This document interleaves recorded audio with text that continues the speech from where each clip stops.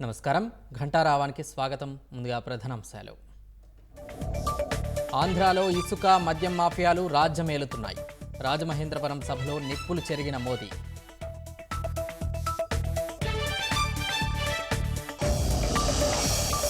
మూడు రాజధానుల పేరిట జగన్ ఏపీని లూటీ చేశారన్న ప్రధాని.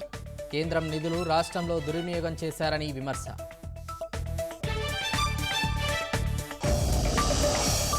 కేంద్ర పథకాలకు జగన్ వైఎస్ఆర్ పేర్లేంటన్న పవన్. వైకాపా పాలనలో అడుగడుగునా కుంభకోణాలేనని ధ్వజం.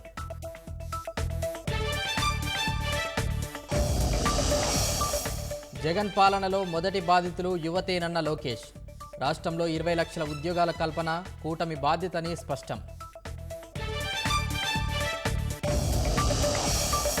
భాజపా ఆర్ఎస్ఎస్లు రాజ్యాంగాన్ని మార్చేందుకు యత్నిస్తున్నాయని ఆరోపణ. అధికార పార్టీకి ఈసారి 150 కూడా రావని రాహుల్ జోస్యం.